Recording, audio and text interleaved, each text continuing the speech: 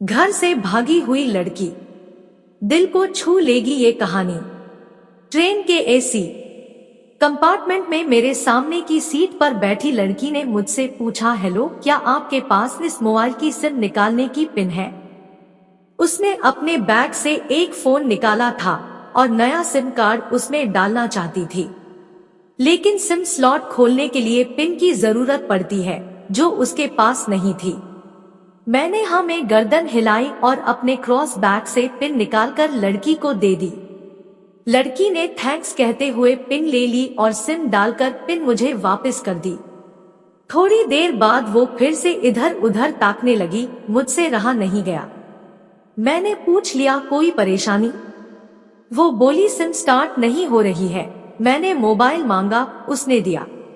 मैंने उसे कहा कि सिम अभी एक्टिवेट नहीं हुई है, थोड़ी देर में हो जाएगी और एक्टिव होने के बाद आईडी वेरिफिकेशन होगा, उसके बाद आप इसे इस्तेमाल कर सकेंगी। लड़की ने पूछा, आईडी वेरिफिकेशन क्यों? मैंने कहा, आजकल सिम वेरिफिकेशन के बाद एक्टिव होती है। जिस नाम से ये सिम उठाई गई है उसका ब्यौरा पूछा जाएगा, बता देना। लड़की बुदबुदाई, ओहा। मैंने दिलासा देते हुए कहा, इसमें परेशानी की कोई बात नहीं। वो अपने एक हाथ से दूसरा हाथ दबाती रही, मानो किसी परेशानी में हो। मैंने फिर विनम्रता से कहा, आपको कहीं कॉल करना हो तो मेरा मोबाइल इस्तेमाल कर लीजिए। लड़की ने कहा, जी फिलहाल नहीं, थैंक्स, लेकिन ये सिम किस नाम से खरीदी गई है मुझे नहीं पता। मैंने कहा, एक बार एक्टिव होने दीजिए, जिसने आपको सिम दी है उसी के नाम की होगी। उसने कहा, ओके, कोशिश करते हैं। मैंने पूछा, आपका स्टेशन कहाँ है? लड़की ने कहा, दिल्ली। और आप? लड़की ने मुझसे पूछा। मैंने कहा, दिल्ली ही जा रहा हूँ, एक दिन का काम है। आप दिल्ली में रहती हैं या? लड़की बोली, नहीं नहीं, दिल्ली में कोई काम नहीं, ना ही मेरा घर है वहां। तो? मैंने उत्सुकतावश पूछा। वो बोली, दरअसल ये दूसरी ट्रेन है जिसमें आज मैं हूँ और दिल्ली से तीसरी गाड़ी पकड़नी है, फिर हमेशा के लिए आजाद। आजाद? लेकिन किस तरह की कैद से? मुझे फिर जिज्ञासा हुई, किस कैद में थी ये कमसिन अलहड़ सी लड़की? मुझे ताज्जुब हुआ, मगर अपने ताज्जुब को छुपाते हुए मैंने हंसते हुए पूछा, अकेली भाग रही है आप? आपके साथ कोई नजर नहीं आ रहा? वो बोली, अकेली नहीं, साथ में है कोई। कौन? मेरे प्रश्न खत्म नहीं हो रहे थे। दिल्ली से एक और ट्रेन पकड़ूंगी, फिर अगले स्टेशन पर वो जनाब मिलेंगे और उसके बाद हम किसी को नहीं मिलेंगे। ओह, तो ये प्यार का मामला है? उसने कहा, जी। मैंने उसे बताया कि मैंने भी लव मैरिज है। ये बात सुनकर वो खुश हुई, बोली, वाओ, कैसे, कब? Love marriage? वो मुझसे बात करने में रुचि लेने लगी। मैंने कहा, कब, कैसे, कहा? वो मैं बाद में बताऊंगा, पहले आप बताओ, आपके घर में कौन कौन है? उसने होशियारी बरतते हुए कहा, वो मैं आपको क्यों बताऊं? मेरे घर में कोई भी हो सकता है, मेरे पापा, माँ, भाई बहन, या हो सकता है भाई ना हो, सिर्फ बहनें हो, या ये भी हो सकता है कि बहनें ना हो और 2 से 4 गुस्सा करने वाले बड़े भाई हो। मतलब मैं आपका नाम भी नहीं पूछ सकता? मैंने काउंटर मारा। वो बोली, कुछ भी नाम हो सकता है मेरा, टीना, मीना, रीना, कुछ भी। बहुत बातूनी लड़की थी वो। थोड़ी इधर उधर की बातें करने के बाद उसने मुझे टॉफी दी, जैसे छोटे बच्चे देते हैं क्लास में। बोली, आज मेरा बर्थडे है। मैंने उसकी हथेली से टॉफी उठाते हुए बधाई दी और पूछा, कितने साल की हुई हो? वो बोली, 18। मतलब भागकर शादी करने की कानूनी उम्र हो गई आपकी? वो हंसी। कुछ ही देर में काफी फ्रैंक हो चुके थे हम दोनों, जैसे बहुत पहले से जानते हो एक दूसरे को। मैंने उसे बताया कि मेरी उम्र 35 साल है, यानी 17 साल बड़ा हो। उसने चुटकी लेते हुए कहा, लग तो नहीं रहे हो। मैं मुस्कुरा दिया। मैंने उसे पूछा, तुम घर से भागकर आई हो, तुम्हारे चेहरे पर चिंता के निशान जरा भी नहीं है, इतनी बेफिक्री मैंने पहली बार देखी। खुद की तारीफ सुनकर वो खुश हुई, बोली मुझे मेरे लवर ने पहले से ही समझा दिया था कि जब घर से निकलो तो बिल्कुल बिंदास रहना, घर वालों के बारे में बिल्कुल मत सोचना, बिल्कुल अपना मूड खराब मत करना, सिर्फ मेरे और हम दोनों के बारे में सोचना, और मैं वही कर रही हूँ। मैंने फिर चुटकी ली, कहा उसने तुम्हें मुझ जैसे अनजान मुसाफिरों से दूर रहने की सलाह नहीं दी। उसने हंसकर जवाब दिया, नहीं, शायद वो भूल गया होगा ये बताना। मैंने उसके प्रेमी की तारीफ करते हुए कहा, वैसे तुम्हारा बॉयफ्रेंड काफी टैलेंटेड है, उसने किस तरह से तुम्हें अकेले घर से रवाना किया, नई सिम और मोबाइल दिया, 3 ट्रेन बदलवाई ताकि कोई ट्रैक ना कर सके, वेरी टैलेंटेड पर्सन। लड़की ने हामी भरी, बोली बहुत टैलेंटेड है वो, उसके जैसा कोई नहीं। मैंने उसे बताया कि मेरी शादी को 10 साल हुए हैं, एक बेटी है 8 साल की और एक बेटा 1 साल का, ये देखो उनकी तस्वीर। मेरे फोन पर बच्चों की तस्वीर देखकर उसके मुंह से निकल गया, सो क्यूट। मैंने उसे बताया कि ये जब पैदा हुई तब मैं कुवैत में था, एक पेट्रो कंपनी में बहुत अच्छी जॉब थी मेरी, बहुत अच्छी सैलरी थी। फिर कुछ महीनों बाद मैंने वो जॉब छोड़ दी और अपने ही कस्बे में काम करने लगा। लड़की ने पूछा, जॉब क्यों छोड़ी? मैंने कहा, बच्ची को पहली बार गोद में उठाया तो ऐसा लगा जैसे मेरी दुनिया मेरे हाथों में है। 30 दिन की छुट्टी पर घर आया था, वापस जाना था लेकिन जा ना सका। इधर बच्ची का बचपन खर्च होता रहे, उधर मैं पूरी दुनिया कमा लूं तब भी घाटे का सौदा है। मेरी 2 टके की नौकरी, बचपन उसका लाखों का। उसने पूछा, क्या बीवी बच्चों को साथ नहीं ले जा सकते थे वहां? मैंने कहा, काफी टेक्निकल मामलों से गुजरकर एक लंबे समय के बाद रख सकते हैं, उस वक्त ये मुमकिन नहीं था। मुझे दोनों में से एक को चुनना था, आलीशान रहन सहन के साथ नौकरी या परिवार। मैंने परिवार चुना, अपनी बेटी को बड़ा होते देखने के लिए। मैं कुवैत वापस गया था लेकिन अपना इस्तीफा देकर लौट आया। लड़की ने कहा, वेरी इम्प्रेसिव। मैं मुस्कुराकर खिड़की की तरफ देखने लगा। लड़की ने पूछा, अच्छा आपने तो लव मैरिज, फिर आप भागकर कहाँ गए? कैसे रहे और कैसे गुजरा वो वक्त?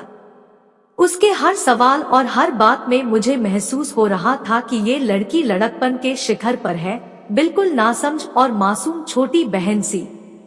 मैंने उसे बताया कि हमने भागकर शादी नहीं की, और ये भी है कि उसके पापा ने मुझे पहली नजर में सख्ती से रिजेक्ट कर दिया था। उन्होंने आपको रिजेक्ट क्यों किया? लड़की ने पूछा। मैंने कहा, रिजेक्ट करने का कुछ भी कारण हो सकता है, मेरी जाति, मेरा काम, घर परिवार। बिल्कुल सही, लड़की ने सहमति दर्ज कराई और आगे पूछा, फिर आपने क्या किया? मैंने कहा, मैंने कुछ नहीं किया, उसके पिता ने रिजेक्ट कर दिया। वहीं से मैंने अपने बारे में अलग से सोचना शुरू कर दिया था। खुशबू ने मुझे कहा कि भाग चलते हैं। मेरी वाइफ का नाम खुशबू है। मैंने 2 टूक मना कर दिया। वो 2 दिन तक लगातार जोर देती रही कि भाग चलते हैं। मैं मना करता रहा। मैंने उसे समझाया कि भागने वाले जोड़े में लड़के की इज्जत पर कोई खास फर्क नहीं पड़ता, जबकि लड़की के पूरे कुल की इज्जत धुल जाती है। भगाने वाला लड़का उसके दोस्तों में हीरो माना जाता है, लेकिन इसके विपरीत जो लड़की प्रेमी संग भाग रही है वो कुलटा कहलाती है। मोहल्ले के लड़के उसे कहते हैं। बुराइयों के तमाम शब्दकोश लड़की के लिए इस्तेमाल किए जाते हैं। भागने वाली लड़की आगे चलकर 60 साल की वृद्धा भी हो जाएगी, तब भी जवानी में किए उस का कलंक उसके माथे पर से नहीं मिटता। मैं मानता हूँ कि लड़का लड़की को तौलने का ये दोहरा मापदंड गलत है, लेकिन हमारे समाज में है तो यही। वो अपने नीचे का होंठ दांतों तले पीसने लगी। उसने पानी की बोतल का ढक्कन खोलकर एक घूंट पिया। मैंने कहा, अगर मैं उस दिन उसे भगा ले जाता तो उसकी माँ तो शायद कई दिनों तक पानी भी ना पीती। इसलिए मेरी हिम्मत ना हुई कि ऐसा काम करूं। मैं जिससे प्रेम करूं उसके माँ बाप मेरे माँ बाप के समान ही है, चाहे शादी ना हो तो ना हो। कुछ पल के लिए वो सोच में पड़ गई, लेकिन मेरे बारे में और अधिक जानना चाहती थी। उसने पूछा, फिर आपकी शादी कैसे हुई? मैंने बताया कि खुशबू की सगाई कहीं और कर दी गई थी। धीरे धीरे सब कुछ नॉर्मल होने लगा था। खुशबू और उसके मंगेतर की बातें भी होने लगी थी फोन पर, लेकिन जैसे जैसे शादी नजदीक आने लगी उन लोगों की डिमांड बढ़ने लगी। डिमांड मतलब? लड़की ने पूछा। डिमांड का एक ही मतलब होता है, दहेज की डिमांड। परिवार में सबको सोने से बने तोहफे दो, दूल्हे को लग्जरी कार चाहिए, सास और ननद को नेकलेस दो, वगैरह वगैरह। बोले हमारे यहाँ रीत है। लड़का भी इस रीत की अदायगी का पक्षधर था।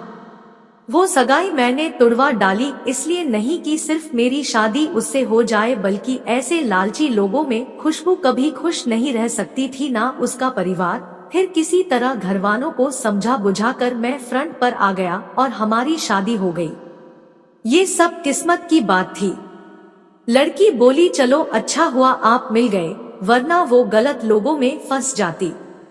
मैंने कहा जरूरी नहीं कि माता पिता का फैसला हमेशा सही हो, और ये भी जरूरी नहीं कि प्रेमी जोड़े की पसंद सही हो। दोनों में से कोई भी गलत या सही हो सकता है। काम की बात यहाँ यह है कि कौन ज्यादा वफादार है। लड़की ने फिर से पानी का घूंट लिया और मैंने भी। लड़की ने तर्क दिया कि हमारा फैसला गलत हो जाए तो कोई बात नहीं, उन्हें ग्लानि नहीं होनी चाहिए। मैंने कहा फैसला ऐसा हो जो दोनों का हो, बच्चों और माता पिता दोनों की सहमति, वो सबसे सही है। बुरा मत मानना, मैं कहना चाहूंगा कि तुम्हारा फैसला तुम दोनों का है, जिसमें तुम्हारे पेरेंट्स शामिल नहीं है। ना ही तुम्हें इश्क का असली मतलब पता है अभी। उसने पूछा, क्या है इश्क का सही अर्थ? मैंने कहा तुम इश्क में हो, तुम अपना सब कुछ छोड़कर चली आई, ये सच्चा इश्क है। तुमने दिमाग पर जोर नहीं दिया, ये इश्क है। फायदा नुकसान नहीं सोचा, ये इश्क है। तुम्हारा दिमाग दुनियादारी के फितूर से बिल्कुल खाली था, उस खाली जगह में इश्क का फितूर भर दिया गया। जिन जनाब ने इश्क को भरा, क्या वो इश्क में नहीं है? यानी तुम जिसके साथ जा रही हो वो इश्क में नहीं, बल्कि होशियारी हीरोगिरी में है। जो इश्क में होता है वो इतनी प्लानिंग नहीं कर पाता है, 3 ट्रेनें नहीं बदलवा पाता है, उसका दिमाग इतना काम ही नहीं कर पाता। कोई कहे मैं आशिक हूँ और वो शातिर भी हो, ये नामुमकिन है। मजनू इश्क में पागल हो गया था, लोग पत्थर मारते थे उसे, इश्क में उसकी पहचान तक मिट गई। उसे दुनिया मजनू के नाम से जानती है, जबकि उसका असली नाम कैस था, जो नहीं इस्तेमाल किया जाता। वो शातिर होता तो कैस से मजनू ना बन पाता। फरहाद ने शीरी के लिए पहाड़ों को खोदकर नहर निकाल डाली थी और उसी नहर में उसका लहू बहा था, वो इश्क था। इश्क में कोई फकीर हो गया, कोई जोगी हो गया, किसी मांझी ने पहाड़ तोड़कर रास्ता निकाल लिया, किसी ने अतिरिक्त दिमाग नहीं लगाया, चालाकी नहीं की। लालच, हवस और हासिल करने का नाम इश्क नहीं है। इश्क समर्पण करने को कहते हैं, जिसमें इंसान सबसे पहले खुद का समर्पण करता है, जैसे तुमने किया, लेकिन तुम्हारा समर्पण हासिल करने के लिए था, यानी तुम्हारे इश्क में लालच की मिलावट हो गई। लड़की अचानक से खोसी गई। उसकी खिलखिलाहट और लड़कपन एकदम से खामोशी में बदल गया। मुझे लगा मैं कुछ ज्यादा बोल गया, फिर भी मैंने जारी रखा। मैंने कहा, प्यार तुम्हारे पापा तुमसे करते हैं, कुछ दिनों बाद उनका वजन आधा हो जाएगा। तुम्हारी माँ कई दिनों तक खाना नहीं खाएगी, ना पानी पिएगी, जबकि आपको अपने आशिक को आजमा कर देख लेना था। ना तो उसकी सेहत पर फर्क पड़ता, ना दिमाग पर। वो अक्लमंद है, अपने लिए अच्छा सोच लेता है। आजकल गली मोहल्ले के हर तीसरे लौंडे लपाटे को जो इश्क हो जाता है, वो इश्क नहीं है, वो सिनेमा जैसा कुछ है। एक तरह की स्टंटबाजी, डेयरिंग, अलग कुछ करने का फितूर, और कुछ नहीं। लड़की के चेहरे का रंग बदल गया, ऐसा लग रहा था वो अब यहाँ नहीं है, उसका दिमाग किसी अतीत में टहलने निकल गया है। मैं अपने फोन को स्क्रॉल करने लगा, लेकिन मन की इंद्री उसकी तरफ थी। थोड़ी ही देर में उसका और मेरा स्टेशन आ गया। बात कहाँ से निकली थी और कहाँ पहुँच गई। उसके मोबाइल पर मैसेज टोन बजी, देखा, सिम एक्टिवेट हो चुकी थी। उसने चुपचाप बैग में से आगे का टिकट निकाला और फाड़ दिया। मुझे कहा एक कॉल करना है, मैंने मोबाइल दिया। उसने नंबर डायल करके कहा सॉरी पापा, और सिसक सिसक कर रोने लगी। सामने से पिता भी फोन पर बेटी को संभालने की कोशिश करने लगे। उसने कहा पिताजी आप बिल्कुल चिंता मत कीजिए, मैं घर आ रही हूँ। दोनों तरफ से भावनाओं का सागर उमड़ पड़ा। हम ट्रेन से उतरे। उसने फिर से पिन मांगी, मैंने पिन दी। उसने मोबाइल से सिम निकालकर तोड़ दी और पिन मुझे वापस कर दिया। दोस्तों कहानी अच्छी लगी हो तो सबको शेयर करना।